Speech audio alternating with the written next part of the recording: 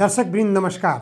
नेपालका राजनीतिक दलका नेताहरूको हैसियतलाई बुझेर काठमाडौँ महानगरपालिकाका मेयर बालेन शाहले हिजो एउटा स्ट्याटस फेसबुकमा सम्प्रेषण गरेका छन्। त्यो स्ट्याटसलाई नेताहरूका विरुद्ध क्षेप्यास्त्र भन्दा पनि केही फरक पर्दैन। नेताहरूलाई मरेका लासहरूको रूपमा पनि बालेनले संज्ञा गरेका छन्। बालेनको यो क्षेप्यास्त्र प्रहार खास गरेर प्रधानमन्त्री पुष्पकमल दाहालका विरुद्धमा प्रतिनिधि सभामा जुन किसिमबाट सांसदहरूले अवरोध सिर्जना गरिरहेका छन् र यो अवरोध सिर्जना गर्ने क्रममा मिटर ब्याजीहरूलाई कारबाही गर्ने सम्बन्धमा तयार भएको विधेयक पारित गर्नबाट पनि छुट्यो, पारित गर्न पाइएन। मिटर ब्याजीहरू भनेका स्थानीय तहमा रहेका सामन्तहरू हुन्। सामन्तवादको प्रतीकको रूपमा राष्ट्र संस्थालाई विघटन गरिसकेर गाउँ गाउँमा रहेका सामन्तहरूको अन्त्य गरिनु पर्थ्यो। तर राजनीतिक दलका नेताहरूको अकर्मण्यताले गर्दा त्यसतर्फ पटक्कै पनि ध्यान पुगेको छैन। यसपटक प्रधानमन्त्री पुष्पकमल दाहालले अभियान थाले। त्यसको निम्ति स्थानीय तहका सामन्तका रूपमा चिनिएका मिटर ब्याजीहरूलाई कारबाही गर्नको निम्ति विधेयक तयार गरेर संसदमा प्रस्तुत गरेका थिए। त्यो संसदमा पारित गर्नुपर्ने दिनदेखि नेकपा एमाले विरोधमा उत्रिएको छ, संसदलाई अवरोध गरेको छ। त्यो मिटर ब्याजी विरुद्धको विधेयक पारित भएन। प्रधानमन्त्री पुष्पकमल दाहालको राजीनामाको माग भइरहेको छ। राजीनामाको माग किन भइरहेको छ यो धेरै पटक चर्चा भइसकेको छ। देशव्यापी रूपमा यो चर्चाको विषय भइरहेको छ। प्रधानमन्त्री पुष्पकमल दाहाल प्रचण्डले नेपालमा प्रधानमन्त्री कसरी चुनिन्छन् भन्ने कुराको खुलासा गर्नुभएको छ। एकजना भारतीय नागरिकको रूपमा नेपालमा बसोबास गर्दै आएको र नेपालमा व्यापार व्यवसाय गर्दै आएको व्यक्ति प्रीतम सिंह नाम गरेका भारतीय नागरिकले आफूलाई प्रधानमन्त्री बनाउन म दिल्ली जान्छु भनेरसम्म भनेको कुरा भाषणको क्रममा प्रधानमन्त्रीले उठाउनुभयो। यो एउटा हाँसोको रूपमा पनि लिनुपर्ने हुन्छ। यस्ता पात्रहरू धेरै छन् नेपालमा। भारतीय नागरिक मात्र होइन, नेपाली नागरिकहरू पनि छन्। भारतसँग निकट सम्बन्ध भएको, तपाईलाई म भारतमा नरेन्द्र मोदीसँग भेटेर पनि कुरा गर्छु, भारतका विभिन्न नेताहरूसँग म भेटेर कुरा गर्छु भन्ने पत्रकारहरू पनि छन्। पत्रकार आवरणका त्यस्ता जासुसी काममा लागेका व्यक्तिहरू पनि छन्। हामी स्पष्ट रूपमा देख्न सक्छौँ तत्कालीन प्रधानमन्त्री केपी शर्मा ओलीलाई भेट्न भारतबाट भारतीय गुप्तचर एजेन्सीका प्रमुख अन्तर्राष्ट्रिय विमानस्थलमा अवतरण गरे लगत्तै उनलाई प्रधानमन्त्री निवास बालुवाटारमा कसले लगेको हो? पत्रकारिता आवरणका ती व्यक्तिहरू कसको लागि सेवा गरिरहेका छन्? उनले भारतीय गुप्तचर प्रमुखसँग उनको सम्बन्ध कसरी भयो? यसबाट प्रश्न हुन्छ। नेपालका गनिएका, चिनिएका, चर्चित भनिएका पत्रकारहरू पनि सञ्चालित छन् भन्ने कुरा बुझ्न सकिन्छ। त्यसैगरी धेरै राजनीतिक आवरणका व्यक्तिहरू पनि छन् जसले भारतको नयाँ दिल्लीका राजनीतिक नेताहरूसँग पहुँच राख्दछन्, दलाली गर्दछन्। अझ धेरैको नाम भारतीय दूतावासबाट भत्ता खाने राजनीतिक नेता कार्यकर्ताको रूपमा पनि चर्चामा आइरहन्छ पटक पटक। यिनीहरूको पहिचान कसरी गर्ने, कसले गर्ने? त्यसकारण नै काठमाडौँ महानगरपालिकाका मेयर बालेन शाहले आफ्नो स्ट्याटसमा लेखेका छन्, हामीलाई प्रचण्डज्यूभन्दा प्रचण्डज्यूलाई प्रधानमन्त्री बनाउने सांसदहरूमाथि शङ्का लाग्यो। प्रचण्डलाई अहिले भारतीय दलालको रूपमा प्रस्तुत गर्न खोजिएको छ। प्रधानमन्त्री प्रचण्डलाई निर्वाचित कसले गरेको हो? अहिलेको नेपालको संसदको लगभग सर्वसम्मतले उहाँलाई पहिलो पटक प्रधानमन्त्रीमा नियुक्त गरेको हो।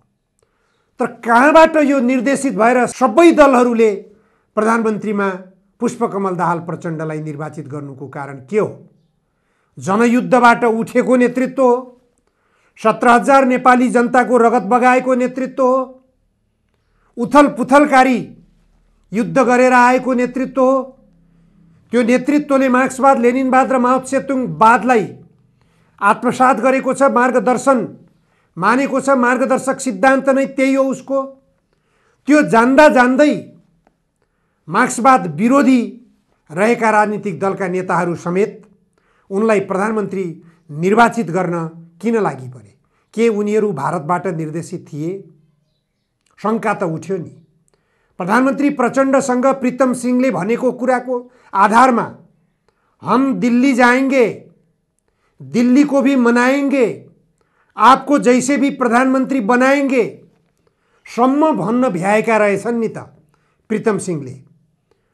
तर यहाँ सबै राजनीतिक दलका नेताहरूले प्रचण्डलाई प्रधानमन्त्रीमा नियुक्ति गरेको अथवा सर्वसम्मत ढङ्गले समर्थन गरेको देखियो संसदबाट।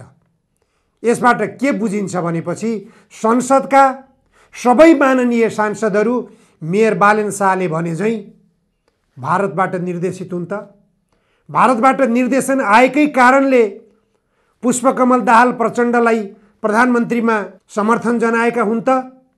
होइन भने आफैले समर्थन जनाएर प्रधानमन्त्री बनाएको व्यक्तित्वलाई तपाईलाई दिल्लीले बनाएको हो भनेर प्रश्न उठाउने नैतिक हैसियत उहाँहरूसँग रहन्छ कि रहन्न? नैतिक आधारमा मात्र उहाँहरूले अलिकति आत्मसमीक्षा गर्ने हो भने हामीले आफै बनाएको प्रधानमन्त्री हो पुष्पकमल दाहाल प्रचण्ड। उसले यस्ता खालका गतिविधिहरूको पनि सामना गर्नु परेको रहेछ। यो दृष्टान्त हो, यो यथार्थ हो। नेपालको राजनीतिक धरातलमा टेकेका जति पनि माथिल्लो तहमा पुगेका नेताहरू छन् सबैले आत्मसमीक्षा गर्नुस् त। निधारमा हात राखेर सोच्नुस् त, को छैन भारतबाट निर्देशित, को छैन नेता भारतबाट प्रभावित, भारतको दबावमा कुन नेताले काम गरेको छैन? शेरबहादुर देउवा, केपी ओली र माधव कुमार नेपालले महाकाली सन्धि किन गर्नुभएको हो? मातृका प्रसाद कोइराला यो देशको धेरै पहिलेको प्रधानमन्त्री हुनुहुन्छ। उहाँले भारतसँग कोशी सम्झौता किन गर्नुभएको हो?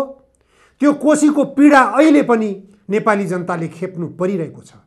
अब बर्खा आयो, कोशीको बाँधले गर्दा नेपाली भूभाग जलमग्न हुन्छ भने भारतीय भूभाग हरियाली हुन्छ। यो परिस्थितिको सृजना कसले गर्यो? मातृका प्रसाद कोइरालाले। प्रधानमन्त्रीको हैसियतमा रहेका मातृका प्रसाद कोइरालाले कोशी सम्झौता गरिरहँदा नेपालको हित नहेरेर भारतको मात्र हित सोचेर काम गर्नुपर्ने परिस्थितिको सृजना किन भयो? भारतीय दबावमा परेर हो कि होइन? छर्लङ्ग छ। महाकाली सन्धि किन गरियो? शेरबहादुर देउवा, केपी ओली, माधव कुमार नेपालले ऐना हेर्नुस्, आफ्नो अनुहारलाई सोध्नुस्, हामीले महाकाली सन्धि किन गर्यौं? भारतको स्वार्थमा रहेको महाकाली सन्धि 90% पानी भारतले प्रयोग गर्ने, 10% पानी नेपालले प्रयोग गर्ने। अनि त्यो महाकाली सन्धिलाई महाकाली सन्धि साझा हो, पानी आधा आधा हो भन्ने अवधारणाको आधारमा भारतसँग सम्झौता गरियो, सन्धि गरियो। कसको दबावमा गरियो? नेपाली जनताको दबावमा कि भारतीय शासकहरूको दबावमा? यो जवाब दिन सक्नुहुन्छ पूर्व प्रधानमन्त्री 3 जनाले। अरूलाई दोष लगाउन सजिलो हुन्छ। एमसीसी सम्झौता कसको निम्ति गर्नुभयो? पुष्पकमल दाहाल प्रधानमन्त्री नहुँदै उहाँलाई अमेरिकाबाट कस्तो खालको दबाव आएको थियो भन्ने कुरा त खुलासा भएको विषय हो नि त। तपाईले यदि एमसीसी सम्झौता पारित गर्नुहुन्न भने तपाई चीनबाट प्रभावित भएको भन्ने हाम्रो ठहर हुनेछ। अमेरिकाबाट एउटा उपविदेश मन्त्री नेपालमा आएर प्रचण्डलाई दबाब दिएको कुरा स्वयं प्रचण्डबाट खुलासा भएको विषय होइन यो। यसबाट के बुझिन्छ? प्रचण्डको चाहना अनुसार एमसीसी सम्झौता पारित भएको थियो कि उनको चाहना विपरीत पारित भएको थियो भन्ने कुरा प्रश्न हुन्छ। उनलाई विभिन्न दबावहरूका कारणबाट बाध्य बनाइयो। उनलाई यी दबावहरूमा लम्पसार पर्न बाध्य कसले बनायो? लम्पसारवादी शेरबहादुर देउवाले, लम्पसारवादी केपी ओलीले र लम्पसारवादी बाबुराम भट्टराई र माधव कुमार नेपालहरूले हो। यी लम्पसारवादी पूर्व प्रधानमन्त्रीहरूकै कारणबाट एउटा देशको निम्ति केही गर्छु भनेर अगाडि बढेको हिम्मतिलो नेताको रूपमा आफूलाई प्रस्तुत गर्न खोजिरहेको वर्तमान प्रधानमन्त्री पुष्पकमल दाहाल प्रचण्डलाई लम्पसार पार्न बाध्य बनाइरहेका छन्, त्यो बाध्यतामा घिसारिरहेका छन्, अझै बाध्य बनाउने प्रयास यी चारैजना पूर्व प्रधानमन्त्रीहरूबाट भइरहेको छ भन्ने कुरा काठमाडौँ महानगरपालिकाका मेयर बालेन शाहको यो अभिव्यक्तिले पनि जनाउँदछ। मेयर बालेन शाहले दिल्लीको आदेश मान्ने सांसदको बहुमत रहेछ सरकारमा, यो पनि लेख्नु भएको छ। मैले अघि पनि भनिसकेँ, सर्वसम्मत ढङ्गले यही संसदले निर्वाचित गरेको हो। त्यस्तो सर्वसम्मत ढङ्गले निर्वाचित भएको प्रधानमन्त्रीलाई उसले एउटा शब्द बोलेको आधारमा भारत प्रस्त, दिल्लीबाट सञ्चालित भनेर आरोप लगाउन सुहाउँछै सुहाउँदैन। अहिलेको हाम्रो नेपालको संसद सबै दिल्लीबाट सञ्चालित हो? होइन भने सर्वसम्मत ढङ्गले प्रचण्डलाई किन प्रधानमन्त्री बनाएको? प्रधानमन्त्रीबाट हटाउने विधि छ, अविश्वासको प्रस्ताव पेश गरे भइहाल्यो। संसद नै अवरोध गर्नुपर्ने किन? अविश्वासको प्रस्तावबाट हटाउने, प्रचण्डले यदि फेरि विश्वासको मत लिनुपर्ने परिस्थितिको सृजना हुन्छ भने त्यो सामना गर्न तयार छु भनेर बोलिरहेको अवस्था छ। के नेपालका नेताहरू सबै मरेका लासहरू हुन्? मेयर बालेन शाहले यो पनि प्रश्न उठाएका छन्। प्रत्येक राजनीतिक दलहरूमा भ्रष्टाचार विरुद्धको प्रचण्ड नेतृत्वको सरकारको कारबाही अभियानले कम्पन ल्याएको छ। थर्किएका छन् सबै, त्रसित भएका छन् सबै पार्टीका नेताहरू। सबै पार्टीका नेताहरूकै कारणले गर्दा जति पार्टीका नेताहरू यो देशमा प्रधानमन्त्री भएर सरकार सञ्चालन गरे, ती सबै प्रधानमन्त्रीहरू भ्रष्टाचारमा डुम्ती गनाएका छन्। एक एक पक्राउको दायरामा पर्ने अवस्था सृजना भइरहेको छ। प्रचण्डको प्रतिबद्धता त्यतैतिर गइरहेको छ। भ्रष्टाचारको विरुद्धमा मैले अभियान छेडेँ, म शान्तपूर्वक बस्दैन, म जतिसुकै अशान्त भए पनि भ्रष्टाचार विरुद्ध अविचलित रूपमा अगाडि बढ्छु, मेरो नेतृत्वको सरकार ढले ढलोस्। यो अभिव्यक्ति पटक पटक प्रचण्डबाट आइरहेको छ। उनलाई लौ प्रधानमन्त्री प्रचण्डजी, तपाईले भ्रष्टाचारका विरुद्ध अभियान चलाउनुहोस्, तपाईलाई हाम्रो साथ छ। संसदले सबै राजनीतिक दलका नेताहरूले दिनुपर्ने अभिव्यक्ति होइन यो। के कारणले राजीनामा? सोधौँ न, किन बोल्नु भएको हो प्रधानमन्त्री प्रचण्डज्यू? तपाईँ प्रीतम सिंहको बारेमा यस्तो कुरा, के प्रीतमले बनाएको प्रधानमन्त्री हो तपाईँ? यदि त्यस्तो लाग्दछ भनेपछि संसदबाटै बिदाबारी गरे भयो उहाँलाई। अविश्वासको प्रस्ताव पारित गरेर बिदाबारी गए भयो। संसद अवरोध किन? संसदबाट मिटर ब्याजी विरुद्ध पारित हुनका निम्ति पेश भएको विधेयकलाई असफल किन गराइयो? यो संसदमा रहेका सांसदहरू मिटर ब्याजीहरू छन्, मिटर ब्याज लगाउने व्यापारीहरू छन्, सामन्तहरू छन्। होइन भने त्यो विधेयकलाई किन असफल गराइयो? अहिले प्रचण्ड नेतृत्वको सरकारले 5 जना पूर्व सचिवहरूलाई पक्राउ पूर्जी जारी गरेको छ। अदालतबाट पनि पक्राउ गर्ने अनुमति लिइसक्यो। पूर्व सचिवहरू, नाम चलेका सचिवहरू छन्, निकै ख्याति प्राप्त गरेका, कोही त अझ राम्रो काम गरेको भनेर चर्चा कमाएका पनि छन्, तर उनीहरू पनि पुछिएका रहेछन् त। सचिवहरू दीप बस्नेत, जो अख्तियार दुरुपयोग अनुसन्धान आयोगको समेत प्रमुख आयुक्त बन्न पुगेका थिए, नेपाल सरकारको सचिवको हैसियतमा काम गर्दा जुन सचिवले राम्रो काम गर्छ त्यसले पुरस्कार पाएर अख्तियार दुरुपयोग अनुसन्धान आयोगको प्रमुख आयुक्तमा नियुक्ति पाउने त हो। त्यहाँ पनि उनी बदनाम भएर डामिएका छन्, अहिले फरार छन्। छविराज पन्त पूर्व सचिव, उनी पनि वारेन्टेड छन्, प्रहरीले पूर्जी जारी गरेको छ। दिनेशरी अधिकारी पूर्व सचिव, उनको पनि खोजी भइरहेको छ। पूर्व सचिव युवराज भुषाल, यी अत्यन्त राम्रो काम गर्ने सचिवको रूपमा चर्चा कमाएका पात्र हुन्। यिनलाई पनि पक्राउ पूर्जी जारी गर्नुपर्ने अवस्थामा नेपाल प्रहरी पुग्यो। नारायण प्रसाद मलेगो, यी सचिव पनि, पूर्व सचिवको हैसियतमा रहेका यी व्यक्ति पनि सचिवको रूपमा कार्यरत रहँदासम्म यिनी पनि निकै चर्चित, राम्रो काम गर्ने सचिवको रूपमा रहेका थिए। अहिले अदालतबाटै यी 5 जना सचिवहरूलाई पक्राउ गर्ने अनुमति प्रहरीले पाएको छ। यो अवस्थाले के सृजना गरिरहेको छ? भ्रष्टाचारमा कसरी चुर्लुममा डुबेको रहेछ देश। यो भ्रष्टाचारको जालोलाई म सफा गरेर छोड्छु भनेर प्रतिबद्धता व्यक्त गर्ने प्रधानमन्त्रीले अभियान थालिरहेको बेला यो अभियानलाई टेवा पुर्याउने र अगाडि बढाउन दिने गर्न छोडेर प्रधानमन्त्रीको राजीनामा नआएर हुँदैन। के को लागि?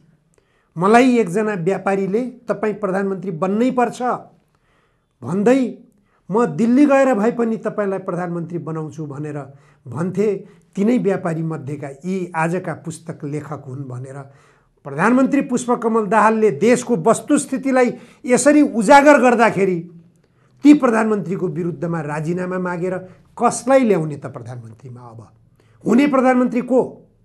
शेरबहादुर देउवा, व्हाइट बडी विमान खरिद प्रकरणको नाइके, एमसीसी सम्झौताको दलाल, महाकाली सन्धि पारित गर्ने दलाल, लाउडा प्रकरणको दलाल, अझ के सुनाउनु पर्छ? सुरा र सुन्दरी काण्डको दलाल, पजेरो काण्डको दलाल, यो देशलाई बर्बाद गर्ने यदि कोही हो भने नेपाली कांग्रेसका सभापति, यो देशमा 5 पटक प्रधानमन्त्री भइसकेका नेता शेरबहादुर देउवा हुन्।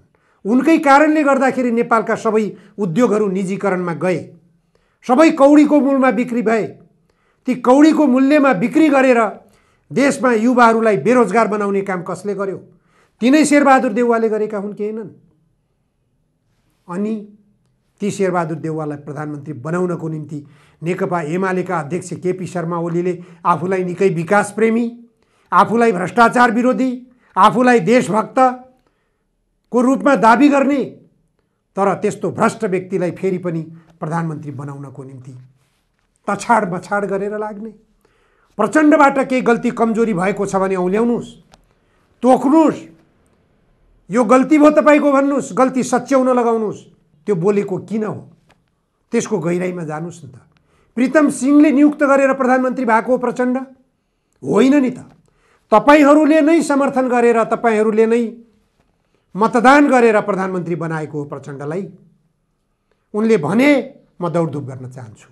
विनोद चौधरी अहिलेका अर्बपति, उनले पनि दाबी गर्थे कुनै जमानामा भारतका प्रधानमन्त्री नरेन्द्र मोदीसँग मेरो घनिष्ठ सम्बन्ध छ, म नेपालको निम्ति कस्तो खालको योजना ल्याउनु पर्यो म ल्याउन सक्छु भनेर दाबी गर्थे। उनलाई अहिले एउटा अर्थ समितिको सभापति मान्न परेको छ संसदभित्र। उनी स्वार्थ बाजियो भनेर सांसदहरूबाट विरोध हुँदाहुँदै पनि अर्थ समितिको सभापतिको हैसियतबाट हिजोको बैठकको सभापतित्व गरे उनले। यो देशका विभिन्न उद्योगहरूका उद्योगपतिको रूपमा चिनिन्छन् विनोद चौधरी।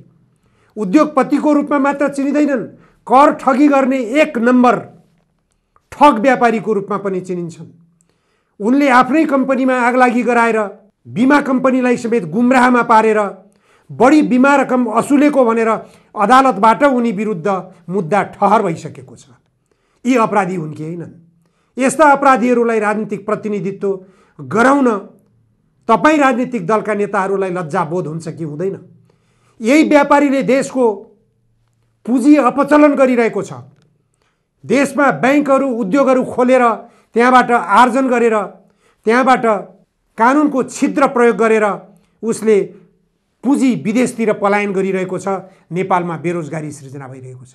नेपालको अर्बपति बनिरहेको छ, तर पुँजी पलायन गरिरहेको छ, विदेशतिर उद्योगहरू सञ्चालन गरिरहेको छ। नेपालमा उसले क्रमिक रूपमा आफूलाई बाहिर निस्कने आधार निर्माण गरिरहेको छ। छोराहरूलाई विदेशी नागरिक बनाइरहेको छ। तर नेपालमा अर्थ समितिको सभापतिको हैसियतमा बस्ने अधिकार उसले पाउँछ। यसको विरोध सांसदहरूले गर्दा गर्दै पनि नेकपा एमालेका सांसद सूर्य थापाले विरोध गरे र राप्रपाका सांसद ज्ञानेन्द्र शाहीले विरोध गरे, तैपनि उनको सभापतित्व कायम रह्यो। देश कता जाँदैछ यो पनि एउटा उदाहरण हो। त्यसकारण गम्भीर बन्नुस् सबै राजनीतिक दलका नेताहरू। यदि तपाईहरूमा देशभक्ति भावना छ भने काठमाडौँ महानगरपालिकाका मेयर बालेन शाहले आफ्नो कार्यकक्षमा ग्रेटर नेपालको नक्सा किन सजाए? यदि यो सजाउनु गलत थियो भने भारतका प्रधानमन्त्री नरेन्द्र मोदीले भारतको नयाँ संसद भवनको बाहिरैपट्टि अखण्ड भारतको नक्सा किन सजाए? जुन सजाइएको नक्सामा नेपालको लुम्बिनी, नेपालको कपिलवस्तु, नेपालको विराटनगर क्षेत्रलाई समेत समेटिएको छ। संसारको इतिहासमा लुम्बिनी, कपिलवस्तु र विराटनगर भारतको नक्सामा थियो।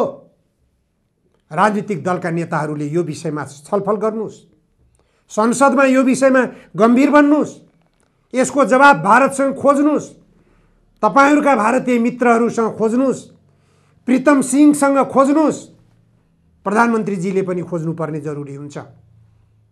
प्रधानमन्त्रीजीले प्रीतम सिंहको बारेमा बोल्नुभन्दा ग्रेटर नेपालको बारेमा त्यो बेला बोलिदिएको भए त्यसको महत्त्व कति हुन्थ्यो। यही संसदबाट तपाईहरूले नागरिकता विधेयक पारित गर्नुभयो। भारतीय नागरिकहरू लामबन्दी भइरहेका छन् नेपाली नागरिकता प्राप्त गर्नको निम्ति। प्रधानमन्त्रीले बोलेको एउटा शब्दमा तपाईहरू चिच्याउँदै हुनुहुन्छ, तर भारतीय नागरिकहरूको नेपालमा जनसङ्ख्या बढाउने काम तपाईहरूले नागरिकता वितरण गरेर गरिराख्नु भएको छ।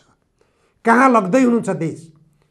त्यसकारण सक्नुहुन्छ भने भारतका शासकहरूलाई जवाफ दिनको निम्ति अथवा अखण्ड भारतको नक्सालाई जवाफ दिनको निम्ति नेपालको संसदमा मात्र होइन, प्रत्येक स्थानीय तहका कार्यालयहरूमा र प्रत्येक सरकारी कार्यालयहरूमा ग्रेटर नेपालको नक्सा सजाएर राख्नुहोस्।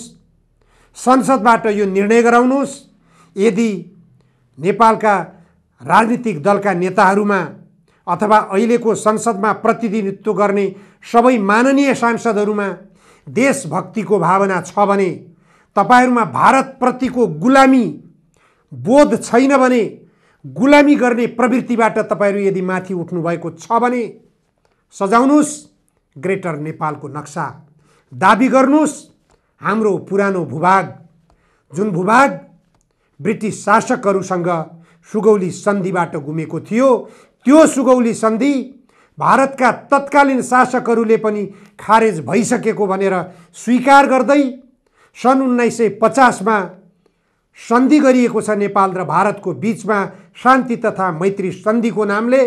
त्यो सन्धिको धारा 8 को व्याख्या गर्नुहोस्, ग्रेटर नेपालको भूभाग फिर्ता लिनुहोस्। सक्नुहुन्छ यो गर्न? यदि देशभक्ति भावना तपाईहरूमा छ भने यसतर्फ तपाईहरूको क्रियाशीलता जरुरी छ। हस्, आजलाई यति मात्र। धन्यवाद, नमस्कार।